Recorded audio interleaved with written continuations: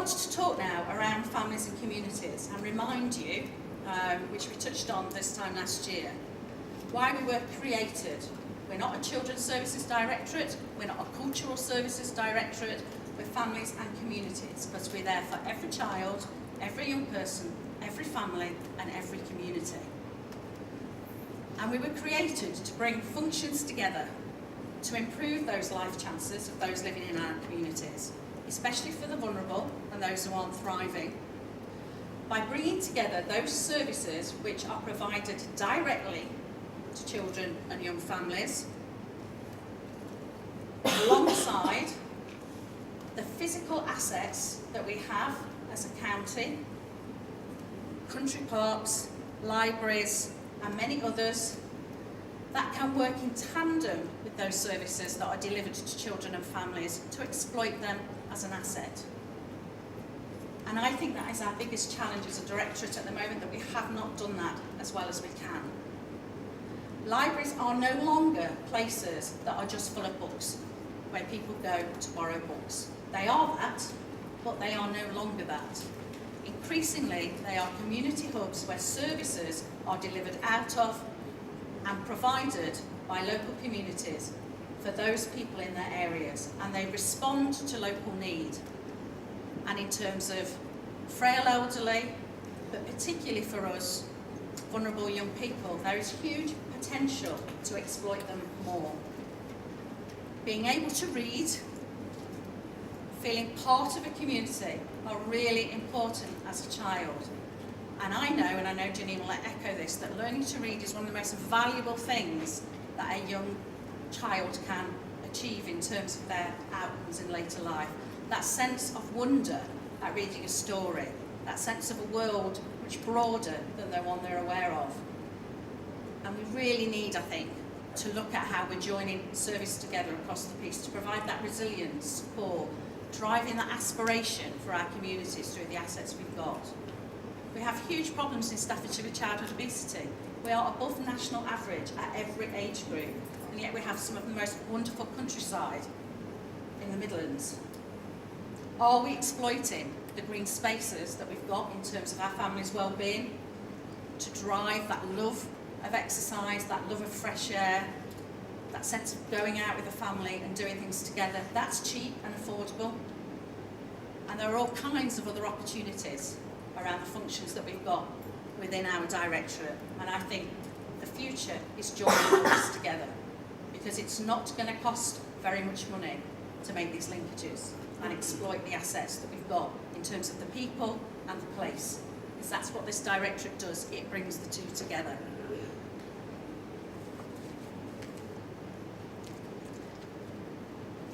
So in terms of the next 12 months then, for the council, there's quite a lot of work ongoing at the moment. We had a peer review. Does everybody know about the peer review? Okay, lots of blank faces. There's a few nods. So peer review is a group of folk, senior folk from other local authorities coming in, having a look at you, basically. Led by a chief executive from elsewhere and a lead member from elsewhere, and generally then director level people coming to have a look at how you're doing, your kind of corporate capability, and particularly increasingly over the last year since Northamptonshire, how are your finances? Northamptonshire's predicament became public as part of a peer review when the team that went in looked at the budget and went, not on your life really. And it gets escalated to the LGA. The Local Government Association run them. We had one about 5 years ago, we had another one recently. You'll be pleased to know we're not a basket case. What the peer review said, we are financially sustainable, although it will be really challenging to deliver all the savings that have been identified. But there's a good track record. The most important thing they said was every single person that they met, from the leader of the council to a frontline worker, was amazing. And that they were blown away by the commitment, passion, loyalty to the council and to the county. And that is our biggest asset. It's trite, it sounds trite, but that is what they said, and it's in the report. What they did say, though, was you have significant problems in children's social care, and you need to give due attention to the fact you've got rising numbers, you have problems with recruitment and retention of social workers at the moment, and your change has not moved forward as fast as it should. They also said you've navel-gazed for 2 years, and I think that's true, because we've had to, because we have to balance the budget. So it's been very inward-looking, very going through line by line, rather than kind of lifting their heads and looking at the future. So what they felt was lacking was a vision for Staffordshire. Not the County Council's vision, but a vision across public service, shared with residents around what will Staffordshire look like, feel like, 10, 15 years' time, and then how our public service is responding to that and helping to shape that. And out of that, where is your vision for the County Council? What kind of organisation are you going to be to get the county to where it needs to be in 10 to 15 years? And I don't know about you, I think that's an absolutely valid challenge, because I do think because of the financial pressures, we've hunkered down a bit. Natural, but I do think we kind of need to lift our heads a bit and look outwards. So there's going to be some work, as you'd expect, over the next 6 months to try and develop that vision with partners, with residents around what do they want in Staffordshire, what's it going to be like to live in Staffordshire in 10 years' time, and what's the role of public service in that. So there are some priorities that will emerge out of that, but they may well reinforce, I think, the existing priorities. So it's still a priority to create economic growth wherever possible. We have been really successful in that over the last few years, and it's really important for a number of reasons. The first is, if it is going to be business rates retention that forms part of our funding, we need to grow business as much as we can. Secondly, we know that a good start in life, a good education, a decent job, being able to afford a decent house, having enough money to do things with the family is the thing that keeps you well in all senses of the word. And for us, that's really important because we need to manage that growing demand across social care in both adults and children's. It's kind of brutal, but that is, it's a real factor that we know we've got to do that. So while we have seen success, we haven't seen success everywhere in economic growth. And the belief to date has been grow the economy locally and it will trickle down everywhere. Everywhere will feel the benefits of a trickle-down economy. And I think it's fair to say that hasn't happened. We have Lichfield, which is outperforming all the West Midlands in terms of its growth, its prosperity, its outcomes. And we have other parts of the county that we're probably all too familiar with that haven't had that same benefit.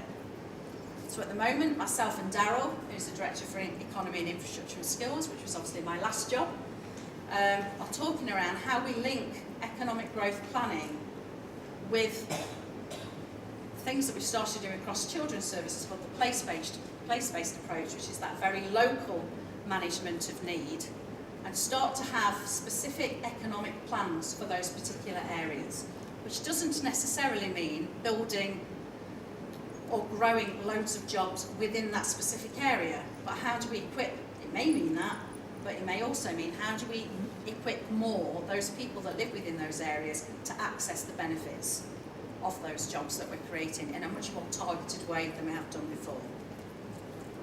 Housing is the ongoing debate. We're not building enough. County Council is considering, as I'm sure you're aware, whether we need to get into that business. That may mean selling more land for housing than we do. It may mean going into partnership with developers to build housing on our land.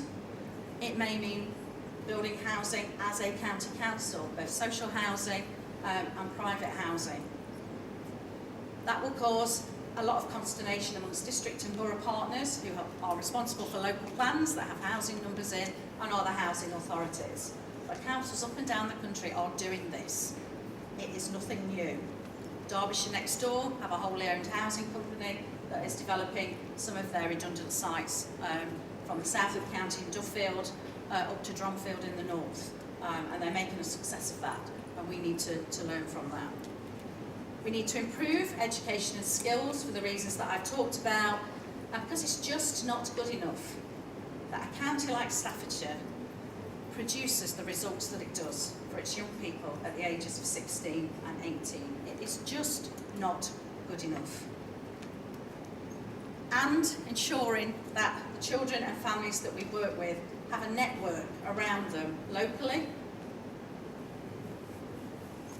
to manage their own problems, and where absolutely, fundamentally, importantly, where safe to do so, that families are kept together. And we work really on that relationship-based approach, that asset-based approach to families being the best place for children where it is safe. I don't think those priorities will change. They may get tweaked as part of that visioning work, but they're our priorities. They're not the county's priorities, and they're not our partners' priorities. So we need to be having those kind of conversations, particularly around housing, which I think will be interesting.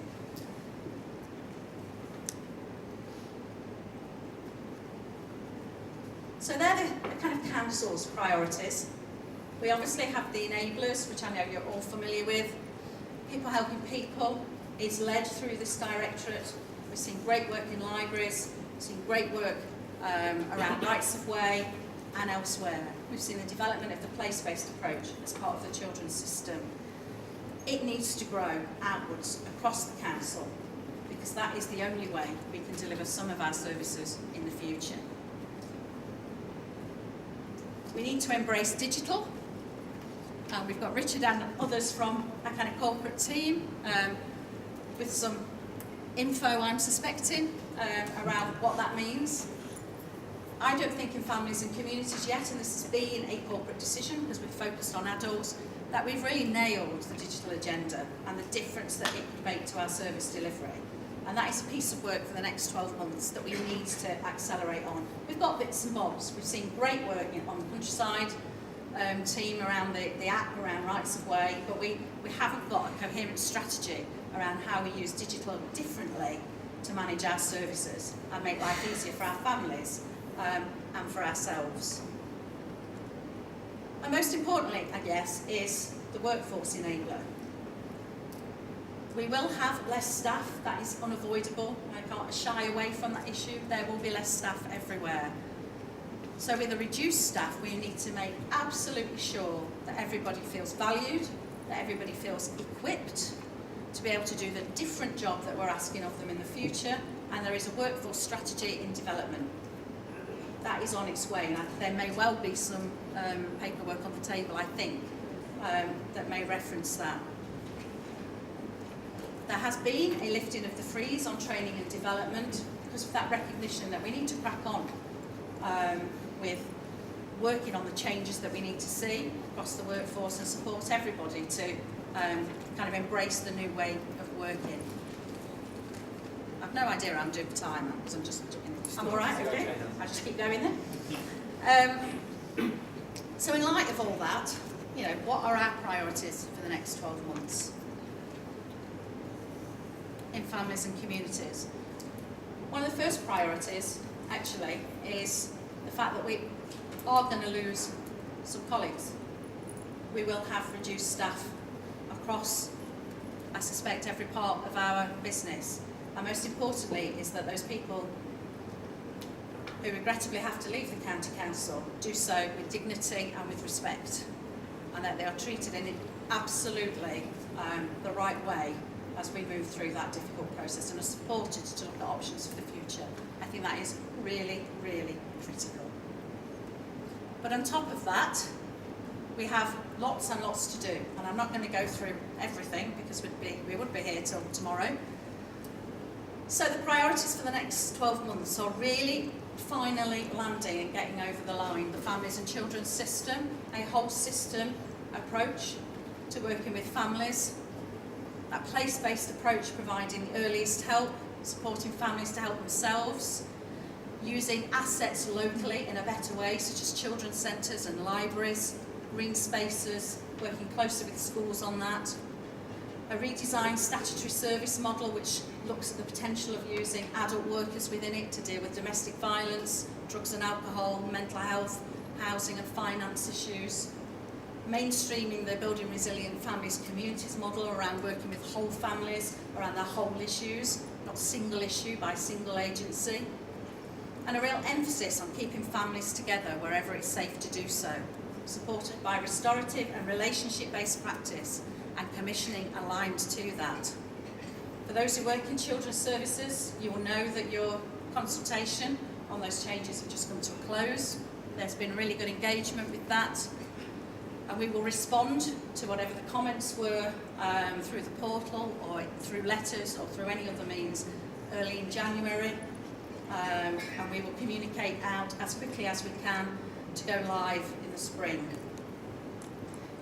Huge challenge is SEND up and down the country, but particularly in Staffordshire. We have just had an inspection. It wasn't great. It says we're doing lots of things well, but it says we're also doing lots of things not so well. Our high needs block is hugely overspent. We have more young people with moderate needs in special schools. We have 20 odd special schools. That means that for those people with real specific needs or higher level of needs, there are no places because they're taken up by pupils with moderate needs.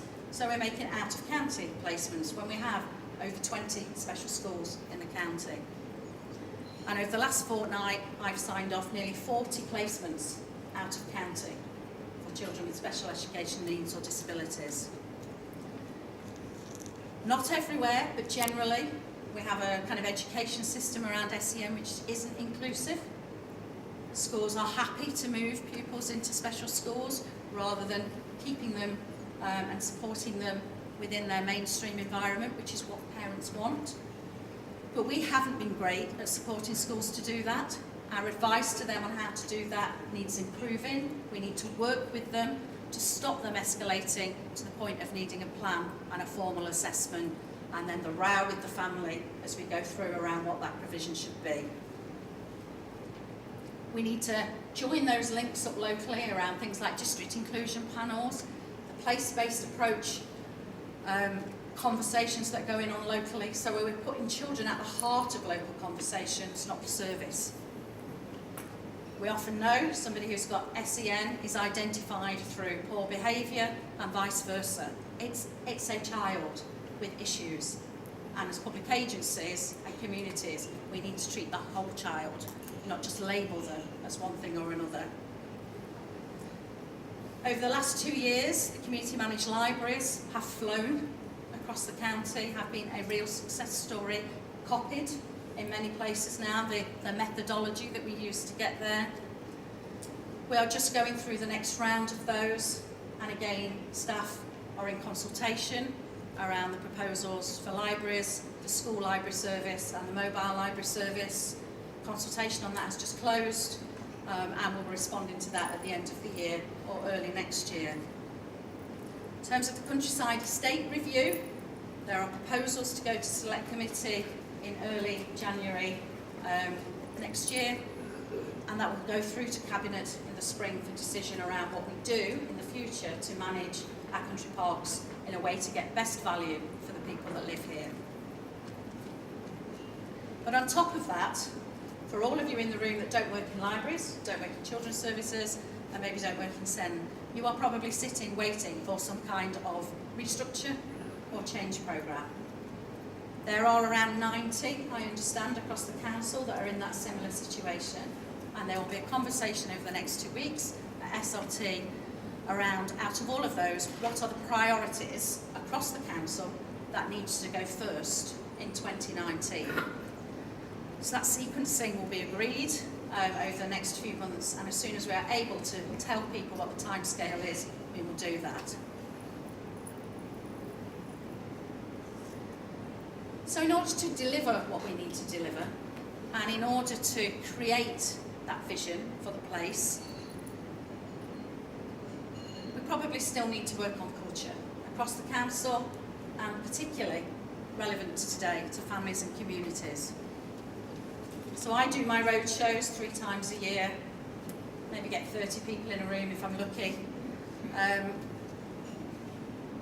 I try to be as honest as I can at those meetings, but I'm reaching very few people. I'm hoping that people are going back and talking to their teammates around what they've heard and all the rest of it. But it's difficult. We are 53% of the local authority.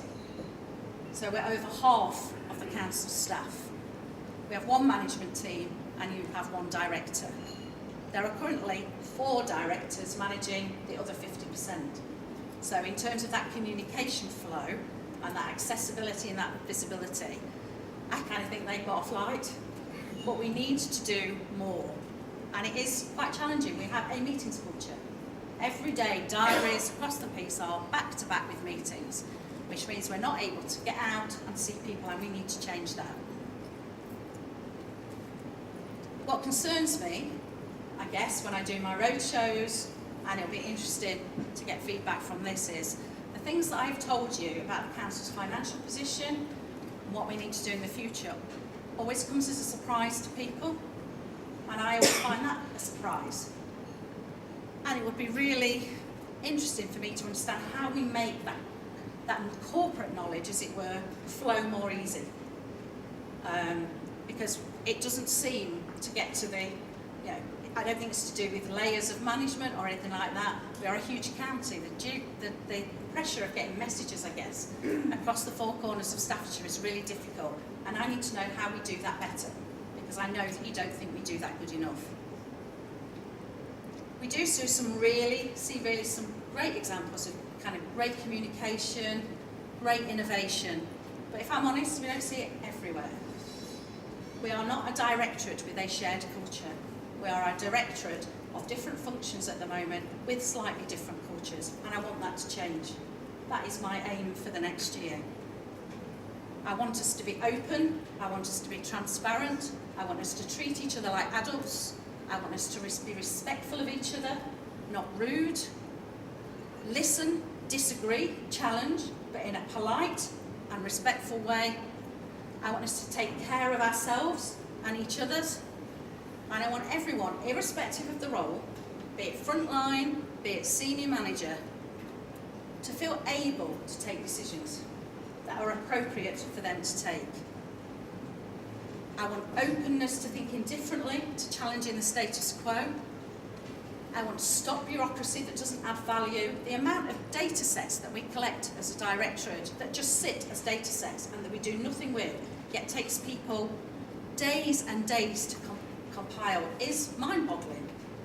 And I want to get to a point where if we don't use it, then we can it. And if we do collect stuff, we collect it once and use it often. Because many of us are going round in circles in meetings, talking about data that we don't do anything with, that makes no difference, and that's just a waste of everybody's time. I want us collectively to have a greater appetite for risk. And I mean risk in a managed way. I don't mean any risk. But we need to think differently. If we're going to do things differently, challenge the status quo, we need to take risks. It's okay for things not to work. It is really okay, because we always learn from it and do it differently and better next time. And I want to have a culture where people feel able to suggest things, to try things, to fail miserably, but to learn from it and get up and try something else. Because I think that's the only way, in terms of the council for the future, that we're going to succeed. We cannot do what we've always done. We don't have the resource, we don't have the people. We have to work in a different way. I want to see that joining up of services I've talked about, across libraries, parks, youth offending. It's interesting that we've been in existence for 2 years, and I think it's only now that conversations between kind of rural county, country parks, rights of way and youth offending service are starting to get joined up around their offer to those young offenders that we deal with, and how they can promote a healthier life, provide work experience, provide opportunities. And we need to do that more and faster. And I want every single one of us to understand the difference that we make in terms of families and communities and our role within it. So for those who are librarians, it is about being a librarian, but it's also about supporting local communities to be resilient, and to support themselves and to encourage that local ownership of the things that make a difference. So I want us to be resilient, like we want our communities, and for us to be self-supporting. And I guess that's it, really. I'm in danger then of starting to repeat myself as she looks desperately for her last piece of paper, which she's lost. So I will just have to wing it. So there is a future, and there is a really positive future, but we are going to have to work differently and do things differently and work together. I need to hear from you where things are not working. I sit in an ivory tower in Stafford. I try to get out wherever I can, and I need to do more of that, I know. And certainly trying to look at clearing the diary for next year. But I know that we have been out twice from my office asking people whether they want to see me, and it's deafening silence. So I kind of not taking that personally. So I'm going to force myself on you. I've been to the willing at the moment, the people who are interested in having a conversation. I'm going to kind of force that on you over the next year. But I have an email. Every email is read, every email is acknowledged. If you are experiencing difficulty, if you think there's a cultural issue, if there are problems that you want resolving, or if you have a great idea that you cannot get traction for, then just email me.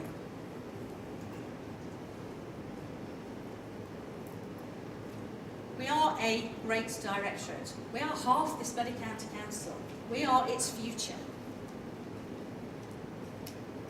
We need collectively to shape that future for our communities, to make them resilient, self-supporting, successful, and for the county council to be likewise. And I know that we can do that. We get through next year together, we take the difficult decisions we have to take, and we come out the other side fighting, because that's why we're in public service, to make a difference. There is nobody in this room, I suspect, who didn't join public service for that reason. It certainly wasn't for the biggest salary in the world. It is to make a difference. And life will be really miserable if we're all getting out of bed every morning, rolling up to where we work, and feeling that we're not doing that. So we have to find new ways of achieving the differences we want to see for our communities. Thank you.